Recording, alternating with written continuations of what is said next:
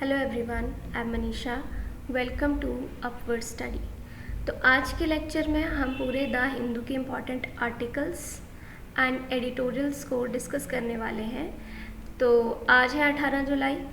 चलिए करते हैं स्टार्ट आज का लेक्चर। तो जैसा कि आपको पता है कि लेक्चर की शुरुआत में हमारा रहता है एक मोटिवेशनल कोट। तो आज का हमारा कोट है कि I trained 4 years to run 9 seconds and people give up when they don't see results in 2 months। तो आप इन पर्सनालिटी को तो आई होप जानते ही होंगे। ये है उसेन बोल्ट। तो ये क्या बोलते हैं कि सिर्फ 9 सेकंड के लिए मैंने 4 साल तक जो है वो खुद को ट्रेनिंग दी, और लोग सिर्फ 2 महीने में अगर उनको रिजल्ट नहीं मिलते हैं तो वो हार मान लेते हैं। तो बेसिकली ये चीज़ देखिए कि बहुत ही ज़्यादा कॉमन है कि हमें आजकल की जनरेशन बहुत फास्ट हो चुकी है। हमें फास्ट खाना है, फास्ट कहीं पर भी जाना है, या सब चीज़ें फास्ट करनी है, और इस फास्ट के चक्कर में जो है वो कहीं ना कहीं हम हर एक रिज़ल्ट भी फास्ट ही चाहते हैं, जबकि ऐसा होता नहीं है। ठीक है, अगर कोई आपको सक्सेसफुल होते हुए दिख रहा है तो ऐसा नहीं है कि उसने सिर्फ 2 महीने पढ़ाई की या 1 साल ही पढ़ाई की होगी, या उसने 6 महीने पढ़ाई की और वो हो गया। ऐसा नहीं होता है। उसके पीछे कॉन्टिन्यूस मेहनत रहती है। और जैसे मान लो कि कोई फर्स्ट अटेम्प्ट में ही जो है वो यूपीएससी क्रैक कर रहा है, तो ज़रूरी नहीं है कि उसने जो है वो यहाँ पर जो है वो उसने तैयारी 1 साल की हो सकता है 1 साल की हो, पर उसको जो है वो ये माइंडसेट उसके बचपन से उसके दिमाग में डाला होगा, वो बचपन से ही उसके लिए प्रिपेयर हुआ होगा। तो उस तरह से सब चीज़ें आपकी चलती है, यानी कि पीछे कई सालों की मेहनत, कई सालों का जज्बा होता है जो कि हमें यहाँ पर सक्सेस तक लेकर के आता है। तो आपको जो है वो पहले ही हार नहीं मान लेनी है। ठीक है, तो आपको जो है वो लगे रहना है। ठीक है, तो ये इसके बारे में ये पूरा का पूरा हमने इसमें डिस्कस किया। तो हमारा आज का कोट क्या है, ये बोलने का मतलब सिर्फ इतना सा है कि आप रिजल्ट की चिंता मत कीजिए, बस मेहनत करते जाइए, आगे बढ़ते जाइए। बात करते हैं हमारे आज के एमसीक्यूज़ की। तो ये जो एमसीक्यूज़ हैं इनके आंसर्स आपको वीडियो के एंड में मिलेंगे। चलिए स्टार्ट करते हैं। आज का फर्स्ट एमसीक्यू बोला 10th schedule of the Indian constitution deals with which of the following aspects. तो कौन से एस्पेक्ट से रिलेटेड है 10th शेड्यूल? देखिए मैंने बहुत बार पढ़ा है ये। तो हमारे पास ऑप्शन है official language, land reforms, anti defection law और पंचायती राज। ठीक है, तो इसका आंसर आपने कमेंट बॉक्स में देना है। नेक्स्ट सवाल है कि central bureau of communication was earlier known as, इसको हम पहले क्या बोला करते थे? Department of telecommunication, C. या directorate of advertising and visual publicity, या फिर ब्यूरो ऑफ आउटरीच कम्युनिकेशन। तो इसको हम क्या बोला करते थे? नेक्स्ट सवाल है कि Sambhaji Nagar is the new name of which Indian city? तो ऑप्शन है अहमदाबाद, औरंगाबाद, फिरोज़ाबाद या गाज़ियाबाद। आपने इसका आंसर भी देना है। नेक्स्ट सवाल है what is the theme of national doctors day 2022? तो ये भी जो है वो 1 जुलाई को मनाया जाता है, तो इसके बारे में आपने बताना है। Doctors are guardians, family doctors on front line, respect and dignity to doctors या इंश्योरेंस टू डॉक्टर्स। नेक्स्ट है what is India's position on under 15 Asian wrestling championship? तो ये आपके पास सवाल है। 1st, 3rd, 5th और 10th कौन सी पोजीशन यहाँ पर हमारी है?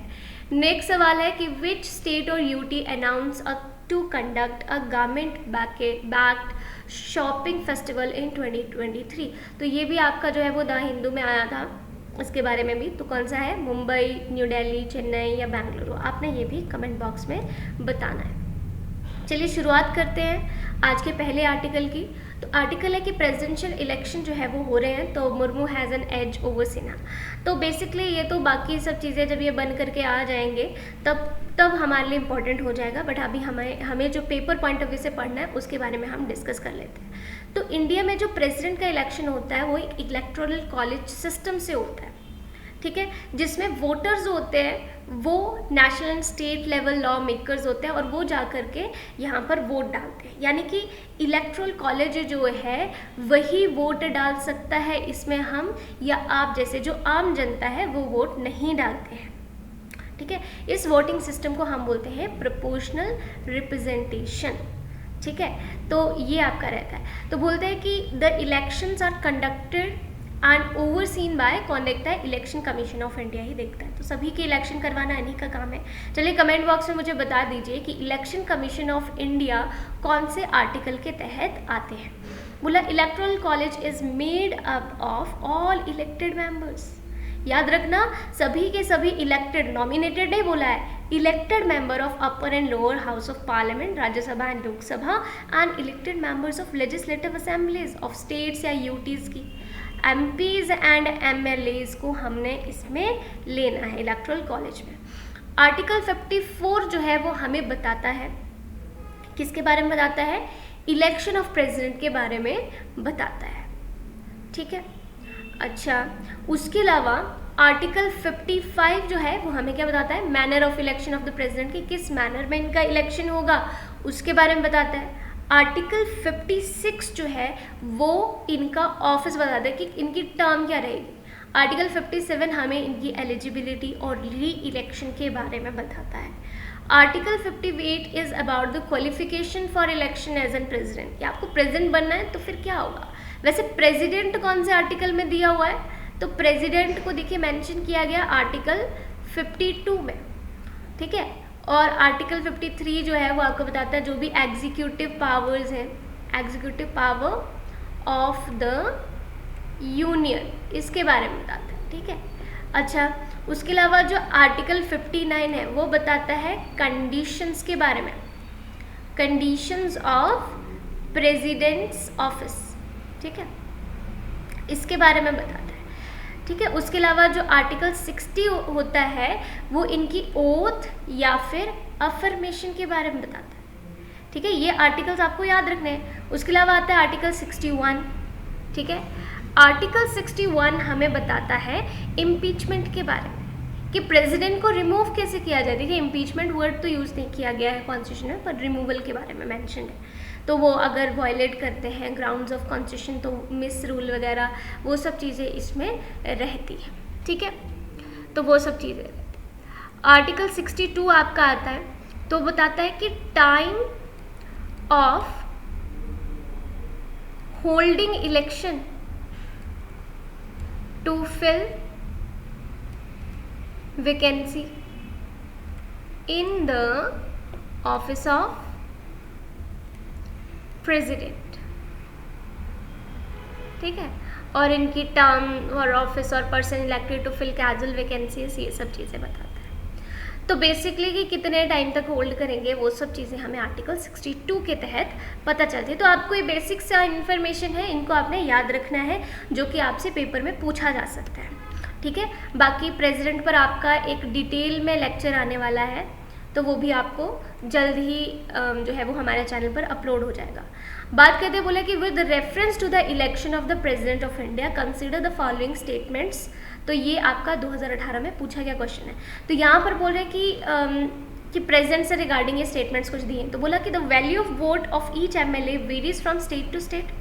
क्या है स्टेटमेंट करेक्ट है? फिर क्या बोला गया है कि the value of vote of MPs of the Lok Sabha is more than the value of vote of MPs of the Rajya Sabha, कि लोकसभा के एमपीज की ज़्यादा वैल्यू है और राज्यसभा की कम है। तो बोला कि कौन सी स्टेटमेंट यहाँ पर करेक्ट है, ठीक है। तो ऑप्शन ए है हमारे पास 1 only, B 2 only, C both 1 and 2 and D is neither 1 and neither 2। तो यहाँ पर जो है वो आपकी ए ऑप्शन जो है वो आपको करेक्ट मिल जाएगा। नेक्स्ट बात करते हैं कि नेवी डी कमीशंस सिंधु ध्वज। देखिए सिंधु ध्वज जो है वो एक किलो क्लास सबमरीन थी जिसको डी कमीशन अभी कर दिया है। हमने ये ली कहाँ से थी? तो हमने ये ली थी भाई रशिया से, ठीक है। 35 साल के बाद, 35 ईयर्स के बाद हमने इसे डी कमीशन किया है। तो हम इसके बारे में कुछ चीज़ें जो है वो जान लेते हैं। तो अब आपको बताइए ये नेवी की किलो क्लास सबमरीन थी, ठीक है। तो इसको INS सिंधु ध्वज बोलते थे। इसको डी कमीशन कर दिया गया है सैटरडे को विशाखापट्टनम में 35 साल की सर्विसेज के बाद में। तो कहाँ पर डी कमीशन किया? विशाखापट्टनम में किया गया, ठीक है। तो अभी हमारे पास जो है वो 15 कन्वेंशनल सबमरीन्स जो है वो बची हुई हैं। अभी बात करते हैं सिंधु ध्वज के बाद में, अगर हम बाकी की बात करें तो 1987 में जो है वो सिंधु ध्वज को डाला गया था, ठीक है। और ये जो है उस टाइम पर 10 किलो क्लास सबमरीन्स जो हमारे पास हुआ करती थी उनमें से एक थी। 1987 की बात है, ठीक है। तो 10 हमारे पास किलो क्लास सबमरीन्स हुआ करती थी जिनमें से एक हमारे पास सिंधु ध्वज थी। ठीक है। तो इंडिया ने ये ली जो है वो किससे ली है, तो रशिया से ली है। रशिया से लिया 1986 से 2000 के बीच में। अब इनमें से आपके एक सिंधु रक्षक भी है, सिंधु रक्षक। पर सिंधु रक्षक के साथ में एक एक्सीडेंट हो गया था मुंबई हार्बर पर, तो 2013 में हमने इसे खो दिया। और फिर हमारे पास एक आई सिंधुवीर। सिंधुवीर, तो सिंधुवीर को जो है वो ट्रांसफ़र कर दिया गया, म्यांमार को दे दिया गया 2020 में। और सिंधुवीर जो है ना, वो पहली ऐसी सबमरीन बनी जो कि साउथ एशियन नेशन को या अंडर वाटर प्लेटफॉर्म में जो कि गई। ठीक है।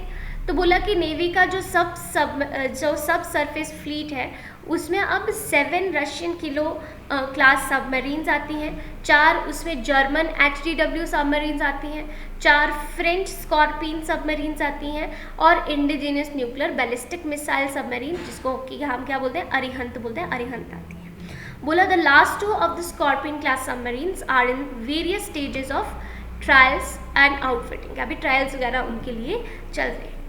नेक्स्ट आर्टिकल में क्या बोला जा रहा है, बोला need to prioritize food and energy security. और ये कौन बोल रहा है, ये बोल रहे हैं इंडोनेशियन प्रेसिडेंट जोको विडोडो।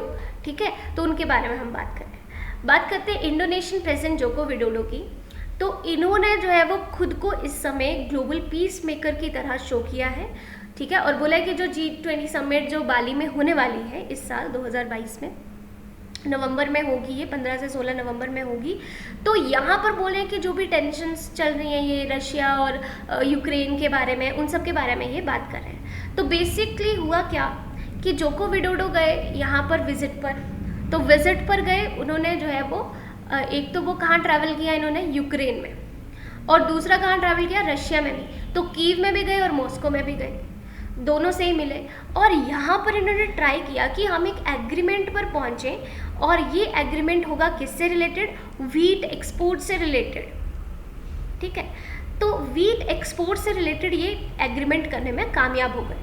तो ये फूड सप्लाई चेन्स के बारे में या ऑयल सप्लाई चेन्स के बारे में बात कर रहे हैं। बोल रहे हैं कि दोनों कंट्रीज़ को जो है अब समय आ गया है कि अपनी ईगोज़ को साइड में कर देना चाहिए, ईगो को साइड में कर देना चाहिए और क्या करना चाहिए, पीस की तरफ को बढ़ना चाहिए, और फूड या ऑयल सप्लाई चेन्स को हैम्पर नहीं करना चाहिए। वो सब चीज़ें ये बोल रहे हैं। तो इनका एक इंटरव्यू है जिसके बारे में पूरा का पूरा आर्टिकल है कि इनसे पूछा गया कि आप कीव और मॉस्को दोनों में गए, तो आप क्या सोचते हैं कि आप इस पीस मेकिंग मिशन में जो है वो कामयाब हो पाए, सक्सेसफुल हो पाए। तो ये बता रहे हैं उसमें कि बोले कि हम यूक्रेन में भी गए, रशिया में भी गए, ठीक है, ह्यूमैनिटी के लिए, हम इंसानियत को बढ़ाने के लिए। तो जो फूड क्राइसिस चल रहे हैं, फर्टिलाइज़र क्राइसिस चल रहे हैं, या इनोसेंट सिविलियन जो कि वॉर कैजुअलिटीज़ में मारे जा रहे हैं, उनके बारे में बात की कि ऐसा नहीं होना चाहिए, कि हम और ज़्यादा मुद्दों को लेकर के आते हैं सामने, उसके बारे में बोले। तो बोले कि यहाँ पर सीरियस कंसर्न है कि G20 का अभी जो मीटिंग होगा वहाँ से जो है वो IMF में वॉकआउट वगैरह का जो सिचुएशन चल रहा है, तो वो उसके बारे में फिर इनसे पूछा गया, तो उनका भी इन्होंने जो है वो जवाब दिया। अब ये क्या बोलते हैं कि जो फॉरेन मिनिस्टर्स का जो मीट होने वाला है, G20 का जो मीटिंग होने वाला है बाली में, ठीक है, तो वो जो है प्रोडक्टिव होगा। एंड ये चीज़ बोला जा रहा है कि सभी कंट्रीज़ जो है वो उनको अटेंड करेंगी, साथ में बैठेंगी और सब मुद्दों पर जो है वो डिटेल में चर्चा करेंगी और कोई ना कोई सोल्यूशन जो है वो निकाल करके लेके आएंगे। अब बोला कि यूक्रेन और रशिया के कॉन्फ्लिक्ट को जो है वो साइड में रख देना चाहिए और जो अपने ईगो को साइड में रख देना चाहिए और आगे बढ़ना चाहिए, इसके बारे में बात करें। तो बोले कि क्या G20 मीटिंग को जो है वो ज़ेलेंस्की और जो पुतिन हैं वो अटेंड करेंगे। तो ज़ेलेंस्की का तो not sure because of the uncertainty in the country, but जो रशियन प्रेसिडेंट है पुतिन, वो यहाँ पर ज़रूर आएंगे। तो उस सब के बारे में बात करें। फिर उसके बाद में ये जो है वो इंडिया चाइना के बारे में भी बात करते हैं कि यहाँ पर जो लाइन ऑफ एक्चुअल कंट्रोल के ऊपर जो इशू चल रहा है उसके बारे में क्या बोलना चाहते हैं। तो वही है कि ये मीडिएट करने की बात करें इंडिया और चाइना के बीच में इस मुद्दे पर भी कि G20 मीट में उसके बारे में भी बात होगी। ठीक है, उसके अलावा जो है वो बोल रहे हैं कि प्राइम मिनिस्टर मोदी जर्मनी में जो है वो इनकी मुलाकात हुई और ईद पर इन्होंने विश किया, उसके बारे में बता रहे हैं। फिर बाद में इन्होंने इसके बारे में भी बात किया कि जो प्रॉफिट मोहम्मद के ऊपर जो एक स्टेटमेंट निकल के आया था नूपुर शर्मा का, उसकी वजह से इंडोनेशिया में काफ़ी ज़्यादा प्रोटेस्ट हुआ। तो ये बोलते हैं कि नहीं ठीक है, प्रोटेस्ट होना या वो सब करना वो राइट है एक तरह से वहाँ की सिविलियंस का, तो जिससे कि हम छीन नहीं सकते हैं। तो वो सब चीज़ें इन्होंने यहाँ पर क्लियर की हैं। तो इस सब के बारे में ये पूरा आर्टिकल है, यानी कि कम्प्लीटली ये क्या बोला चाहते हैं कि ग्लोबली अपनी इमेज एक पीस मेकर की बनाने की कोशिश चल रही है, और ये अपनी एक बहुत ही free and active policy, foreign policy की बात करते हैं, free and active foreign policy को यहाँ पर बता रहे हैं, ठीक है। और ये क्वाड और यूएसए, इंडिया, ऑस्ट्रेलिया और जापान का ग्रुप है जो, उसके बारे में भी इन्होंने बताया कि नहीं, इंडिया और चाइना के साथ में, दोनों के साथ में इनके अच्छे रिलेशन है, और ये ग्लोबल फ्रेंड की तरह ये नेशन जो है वो उभरेगा, ग्लोबल फ्रेंड की तरह उभरेगा। तो उसके बारे में ये पूरा का पूरा आर्टिकल। नेक्स्ट बात करते हैं कि सुपर ग्रैंड मास्टर है स्वीट 60। तो यहाँ पर ये जो पर्सनैलिटी कौन है, ये है डी गुकेश, ठीक है। तो इन्होंने जो है वो एक विलिंग स्प्री, यानी capturing 4 tournaments titles this year and reaching number 32 in the world chess rankings. तो 32 नंबर पर ये पहुंच चुके हैं। 16 साल के ग्रैंड मास्टर हैं, ये चेन्नई से हैं, और ये 6th इंडियन हैं जो कि जिन्होंने क्रॉस कर लिया है कोविटेड 2700 ELO रेटिंग्स को, ठीक है, जो चेस में आपको मिलती हैं। तो उसके बारे में ये पूरा बता रहे हैं, ठीक है। तो ये आपका कुछ डेटा पॉइंट है। तो बोल रहे हैं कि चाइल्ड प्रोडिजीज जो है उनके बारे में बताते हैं। तो वी हो गए आपके, फिर उसके बाद एलिज़ा, फिरोज़ा हो गए एंड डी गुकेश हो गए, ठीक है, मैग्नस कार्लसन आ गए। तो ये यहाँ पर जो है वो पूरा का पूरा निकल के आता है, ठीक है। और एलीट अमंग इंडियंस में भी जो है वो ये आपको देखने को मिलेंगे। तो वी अनंत, पी हरिकृष्णा, फिर विदित गुजराती हो गए, के शशिकिरण हो गए एंड बी अभिमन हो गए, और उसके बाद में डी गुकेश जो है वो 6वें नंबर पर यहाँ पर रहते हैं, ठीक है। तो यहाँ पर कुछ और भी बात करते हैं। यहाँ पर प्लॉट दिखाया गया है पूरा, और ये बताते हैं कि जो चेस प्लेयर हैं जब वो 2700 मार्क पर पहुँच जाते हैं अपनी पीक रेटिंग पर, and they early cross in the mark in the higher peak rating, and Carlsen जो है उनका एग्जाम्पल देते हैं कि reach for the 2700 mark when he was 16.59 years। तो उस टाइम पर वैसे उनकी ये जो है वो हाईएस्ट रैंकिंग निकल के आती है, और ये हमारे आते हैं डी गुकेश, ठीक है। नेक्स्ट आपका एक रोड मैप बताया गया है, पूरा का पूरा रोड टू द टॉप। तो बोला ये पूरा क्या बताते हैं, ट्रैजेक्टरी को बता रहा है रेटिंग की, जो भी ग्रैंड मास्टर्स का सिलेक्शन हो रहा है 2018 से प्रेजेंट तक। तो डी गुकेश और जो अर्जुन हैं वो बहुत ही फास्ट हैं इसमें कि अपवर्ड ट्रैजेक्टरी उनकी हमें देखने को मिल रही है, ठीक है। तो ये आप देख सकते हैं, ये ठीक है, और ये अर्जुन का, मतलब दोनों ही यहाँ पर, ये अर्जुन का और ये आपका डी गुकेश का। नेक्स्ट बोले why is Kerala protesting supreme court's ESZ notification. आप देखिए पूरा बात करूंगी ये ESZ क्या है।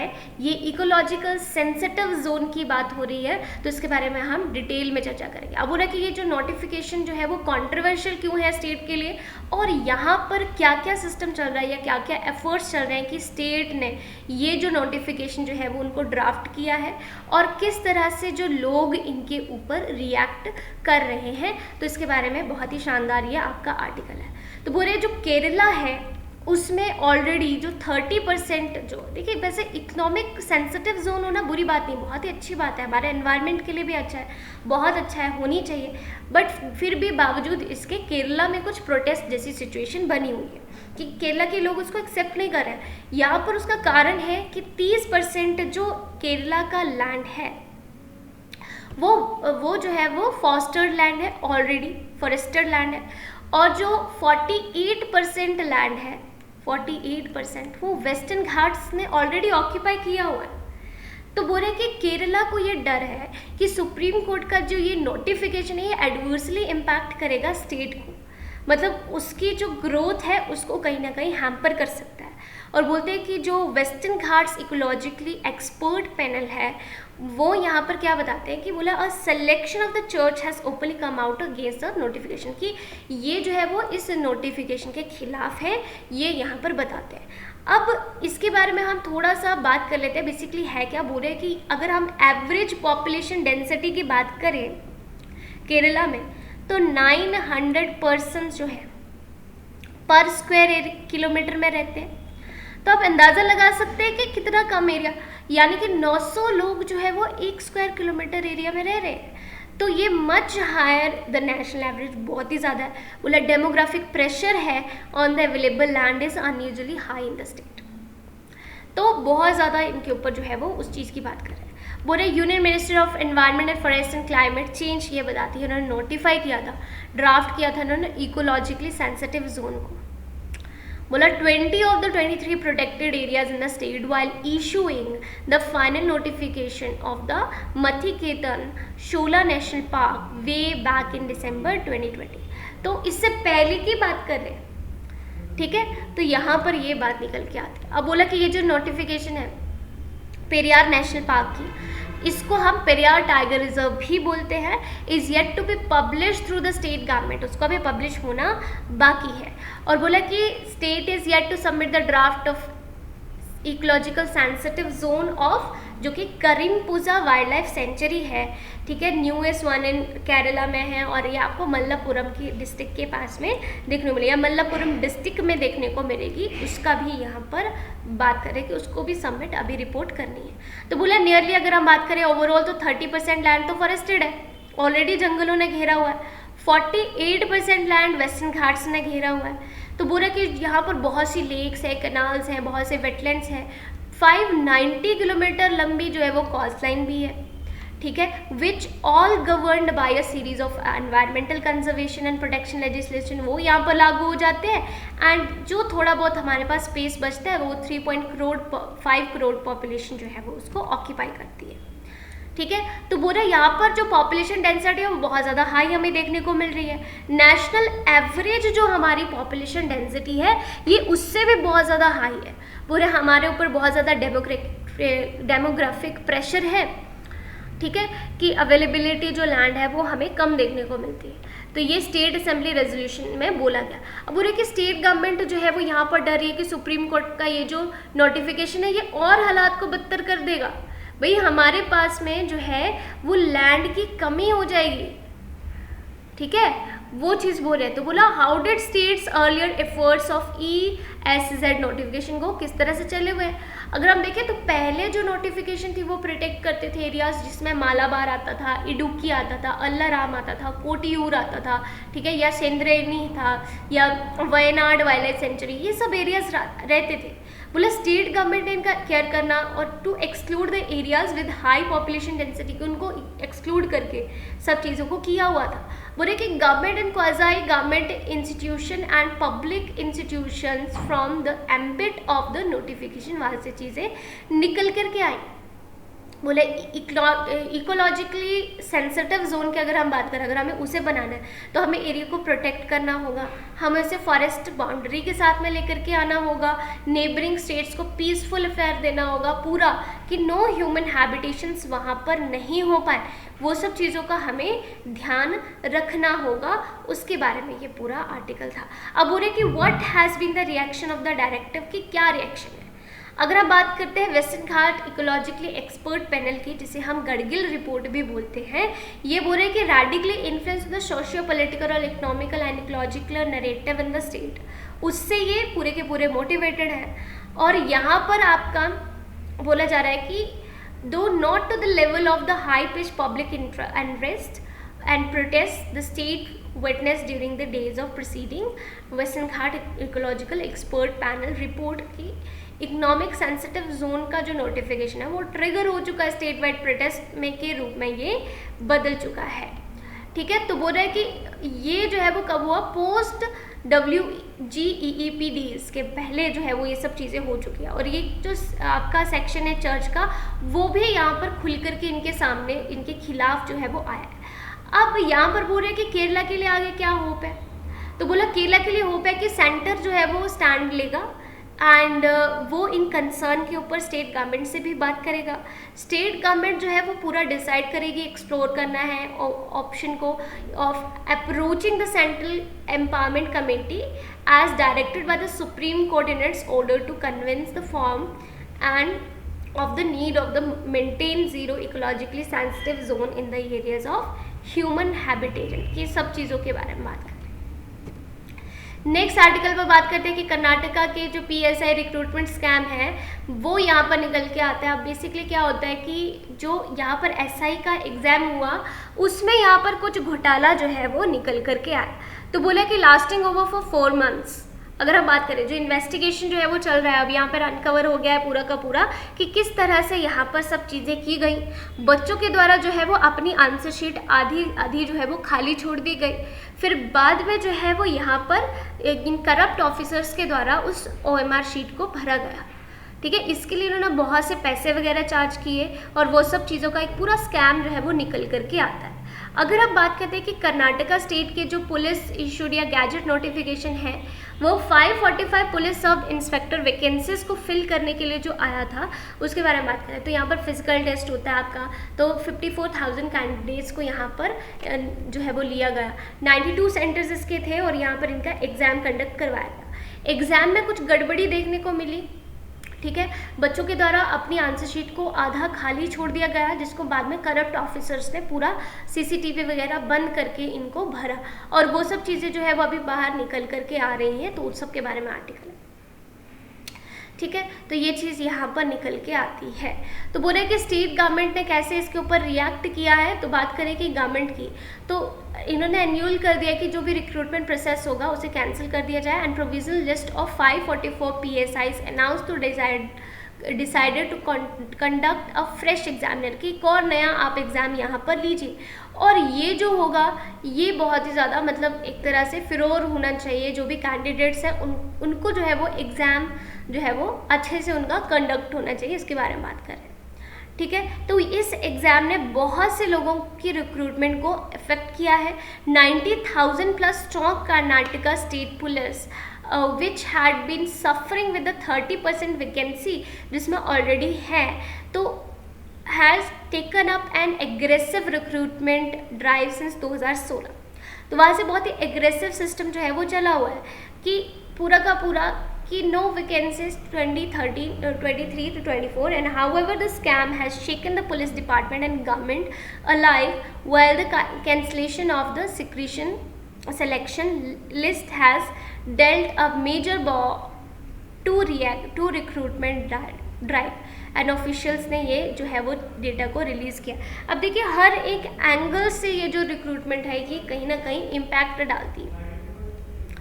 अब एक चीज़ सोचिए कि ये कोई ए पर्सन है, अब इस ए पर्सन ने जो है वो मान लीजिए कि 50 लाख रुपया दे करके अपना जो है वो सिलेक्शन करवा लिया। अब ये इस 50 लाख को कैसे ना कैसे तो पूरा करेगा, तो करप्शन बढ़ेगा, करप्शन बढ़ेगा तो इनइक्वालिटी होगी सोसाइटी में। जब इनइक्वालिटी होगी तो यहाँ पर जो है वो कहीं ना कहीं हमें क्या देखने को मिला, हमारी रैंकिंग गिरेगी, हर एक चीज़ में रैंकिंग गिरेगी, तो वो सब चीज़ें जो है वो निकल करके आती है। आज है 18 जुलाई और आज के दिन को हम मनाते हैं नेशनल मंडेला इंटरनेशनल डे के तौर पर। तो इनके बारे में ये क्यूज है आपका आज का, जो कि द हिंदू में दिया गया है, तो ये आपने देख लेना है इसको। नेक्स्ट बात करते हैं कि only 50% of the farmers benefited from the loan waiver से स्टडी। तो बेसिकली बोल रहे हैं कि 50% ही, केवल 50% ही बेनिफिट मिल पाया है, जो कि लोन वीवर्स का जो उनको बेनिफिट मिलना चाहिए था, ये जो पूरी स्कीम्स निकल के आ रही थी। अब बोल रहे कि इम्प्लीमेंटेशन इन बहुत ही ज़्यादा पुअर है, तेलंगाना में बहुत ही ज़्यादा खराब, उसके बाद MP, झारखंड, पंजाब, कर्नाटका और UP, यहाँ पर भी बहुत ख़राब सिचुएशन चल रही है। बात करते हैं तेलंगाना की, तो सिर्फ 5% पर ही आंकड़े हैं कि जिनको इसका इन स्कीम्स का लाभ मिल पाया।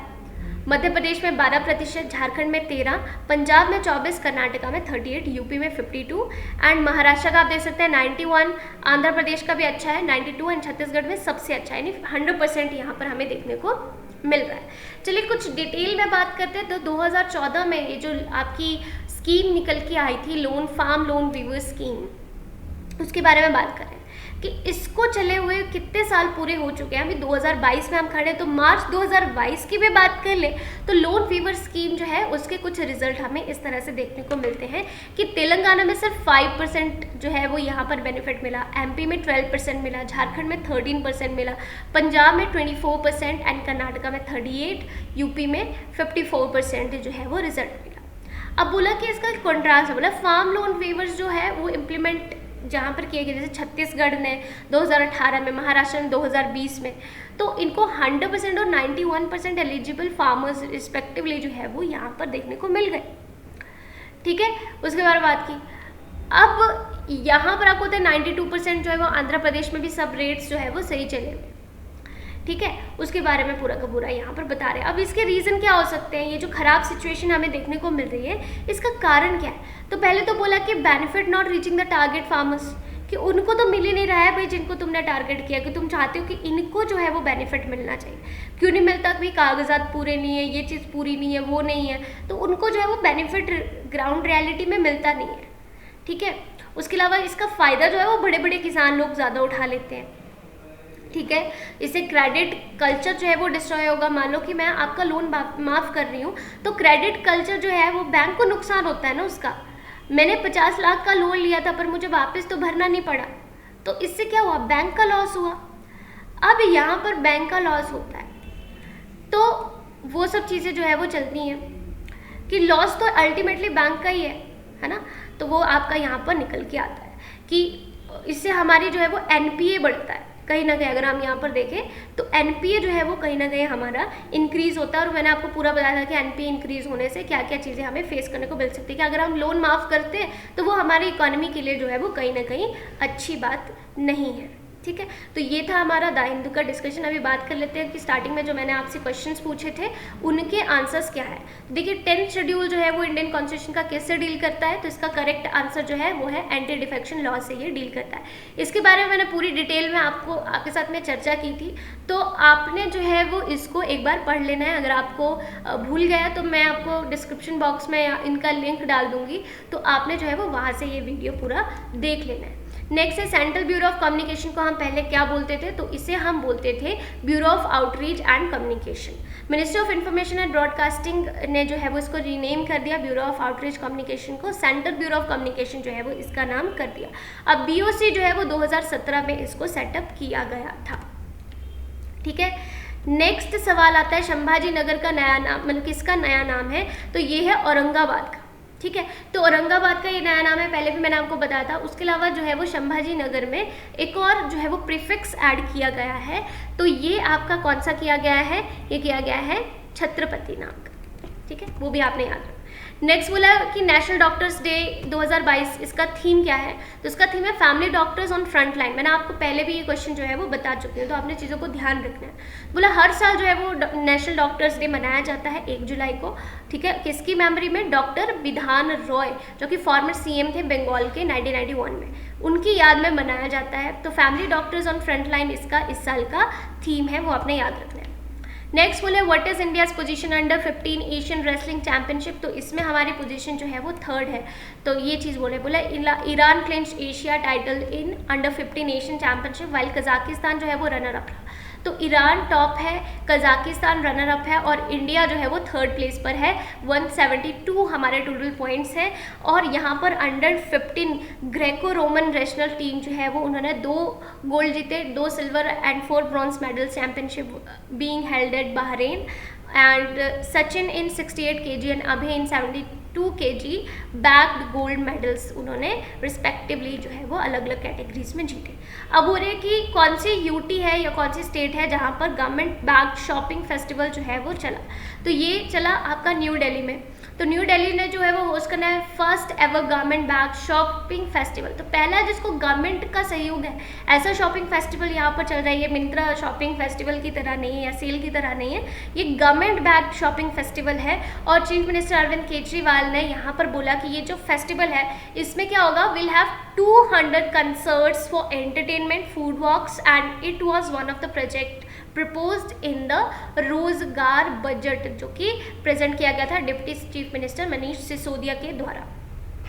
ठीक है, तो ये था आपका आज का द हिंदू का फुल डिस्कशन। आई होप आपको सब चीज़ें समझ में आई होंगी। जो सवाल मैं आपसे पूछती हूँ उसको कमेंट बॉक्स में आप ज़रूर बताया करें, और बाकी सब चीज़ों को भी आप पूरा रिवीजन करते रहिए। देखिए बिना रिवीजन के कुछ भी नहीं होगा, आपको बार बार चीज़ों को रिवाइज करना होगा और वो सब चीज़ों को लेकर के चलना होगा। अगर आपने अभी तक हमारे चैनल को सब्सक्राइब नहीं किया तो आप चैनल को सब्सक्राइब कर सकते हैं। अगर आपको वीडियो अच्छी लगती है तो इसको लाइक, कमेंट और शेयर करके ज़रूर बताया करें। Thank you.